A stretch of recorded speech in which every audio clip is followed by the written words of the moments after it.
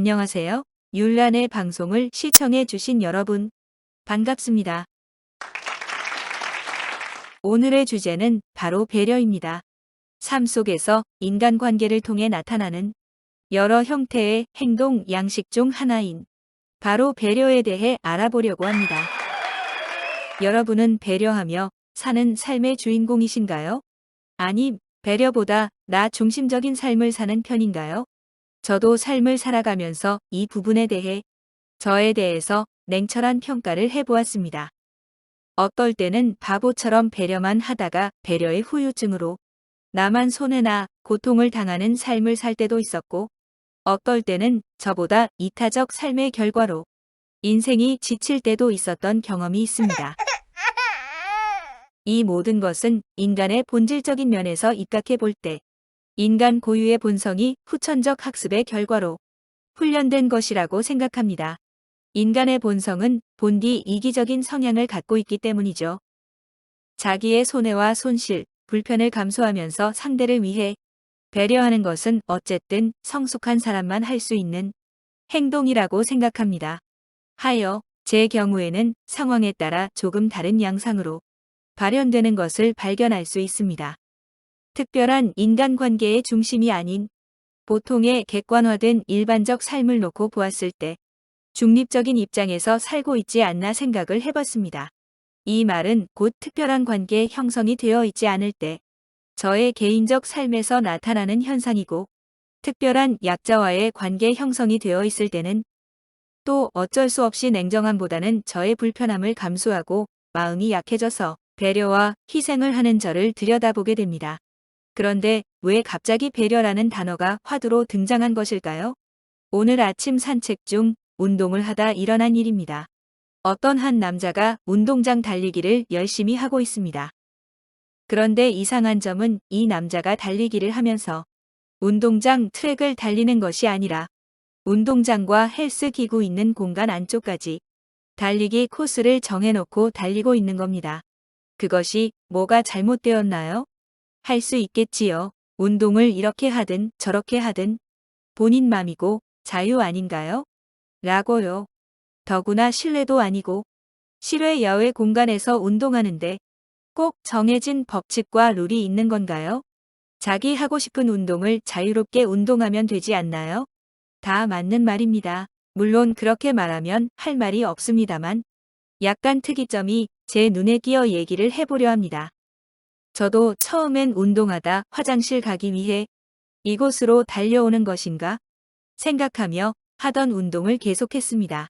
그런데 이 사람은 운동장 트랙 코스를 벗어나 계속 헬스 기구 안쪽까지 반복적으로 달리기를 하는 것입니다. 물론 제 옆을 지나가지 않았다면 제 눈에도 띄지 않았겠죠. 처음엔 그냥 한 번 정도이겠지 하며 제자리에서 하던 운동을 계속하고 있었습니다.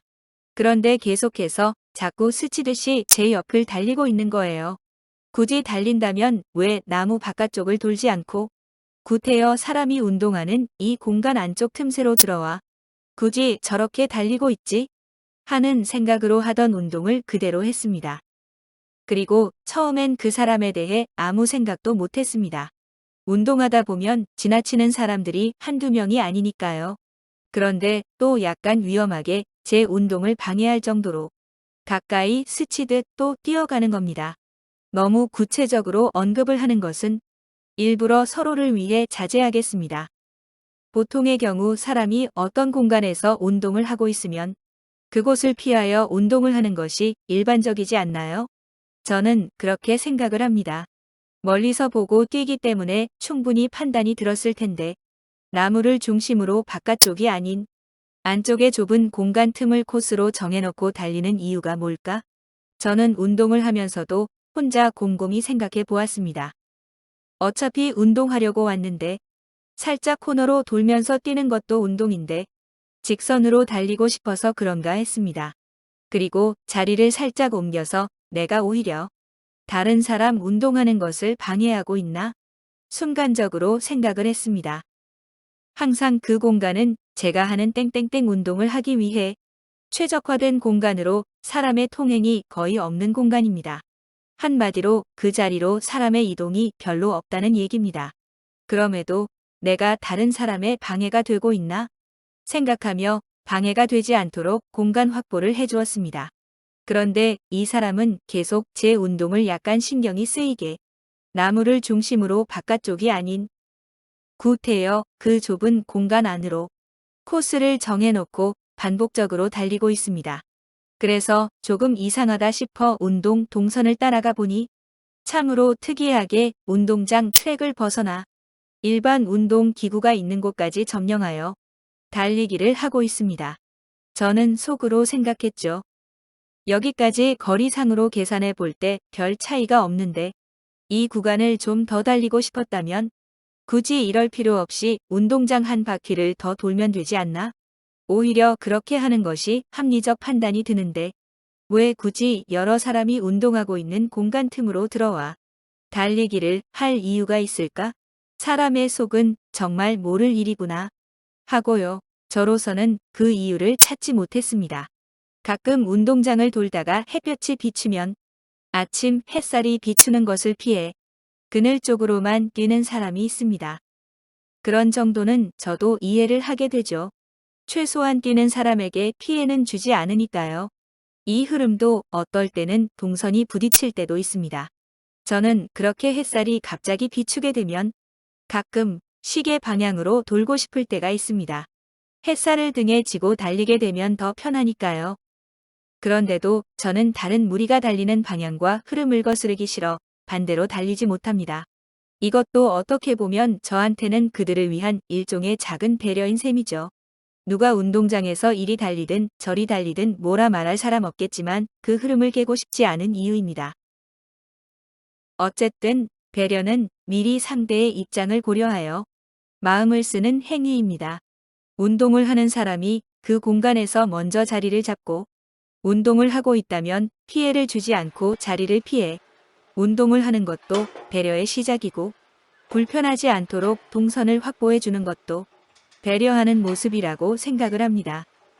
요즘은 코로나 때문에 야외 생활에서도 반드시 마스크 착용이 필수입니다. 이것 또한 서로를 위한 배려 문화이겠지요. 그래서 같은 운동기구가 서로 마주보고 있는 운동을 하고 싶어도 가급적 먼저 운동을 하는 사람이 있을 경우는 자리를 피하고 다른 운동기구를 이용하고 있습니다. 나도 상대방도 불편하면 안 되니까요. 아침에 상쾌한 나무 냄새와 산 공기를 마시며 산책을 하고 싶은데 숨이 턱까지 차오르는 숨을 내쉬며 걸을 때도 마스크를 벗지 못하고 착용한 이유도 바로 배려의 첫걸음입니다. 유치원생에게 배려가 뭐야? 하고 물어보면 양보하는 거예요. 초등학생에게 배려가 뭐라고 생각해요? 라고 물어보면 남을 도와주는 거예요. 지각이 발달한 학생이나 성인에게 배려가 뭔가요? 물어보면 배려란 나보다 남을 먼저 생각하는 거예요. 즉, 나를 희생하여 남을 도와주고 봉사하는 거예요. 여러분은 배려가 뭐라고 생각하세요? 저는 이 모든 의미를 함축하여 배려의 궁극적인 힘의 원천은 바로 감성 지능과 공감 능력의 합체라고 생각합니다. 이것은 곧 사회적 능력의 범주 안에서 표출된 영역 활동이라고 할 수 있습니다. 자신의 감정을 다스리고 다른 사람의 감정을 이해하고 공감하여 서로 조화를 이룬다는 것은 사회적 능력이 형성되어 있다는 것이고 이것이 곧 배려의 삶으로 이어지기 때문에 그렇습니다. 사람이 공감하는 것도 능력이라고 합니다. 공감의 힘은 감성 지능과 조화를 이루어 사람을 성숙하게 만들어줍니다. 감성 지수가 높은 사람이 사회적으로 성공한다는 연구 결과 발표도 있습니다. 반면에 감성 지수가 떨어진 사람은 사회 적응력이 떨어진다는 실험 결과도 있습니다. 성공한 사람은 지능이 높은 사람이 아니라 대부분 공감 능력이 뛰어난 사람이라는 말이 되겠지요. 지능 지수보다 감성 지수가 성공을 향한 길과 그 대열에 합류할 가능성이 크다는 얘기입니다. 하버드대 데니얼 골먼 교수는 성공은 지능이 20%, 감성이 80%라고 했습니다. 그만큼 사회생활의 성공을 위해 필요한 것은 지능이 아니라 감성이고 그 감성을 통해 얼마나 상대를 공감할 수 있느냐에 따라 성공의 척도가 달라진다는 것입니다. 공감 능력은 성장 과정에서 아주 어렸을 때부터 형성되기 때문에 유년 시절이 굉장히 중요하다고 합니다. 물론 유년 시절부터 공감 능력이 뛰어난 아이가 공부도 잘하고 교우 관계도 좋다고 하죠. 이 능력이 자신에게 부족한 사람은 물론 성인이 되어 후천적 노력과 자기 개발로도 충분히 가능하다고 합니다. 배려는 나보다 남을 먼저 생각하여 마음을 함께 공감해주고 나누는 일이라고 생각합니다.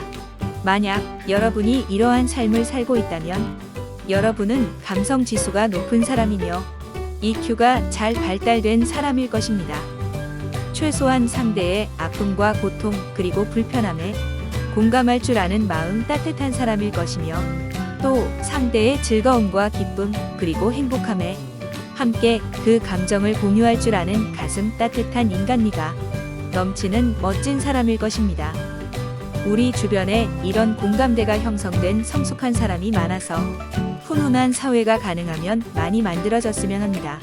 그리고 그 결과물로 미소 짓는 날이 많아졌으면 합니다. 이상으로 오늘은 생활 속 배려 문화에 대해 정리를 해봤습니다. 다음 시간에는 배려편 2탄, 진정한 배려가 무엇인지 생활 속 행동 패턴을 통해 한 번 더 얘기를 해보도록 하겠습니다. 시청해 주셔서 감사합니다. 영상이 공감되셨다면 구독과 좋아요, 추천 많이 부탁드립니다. 감사합니다.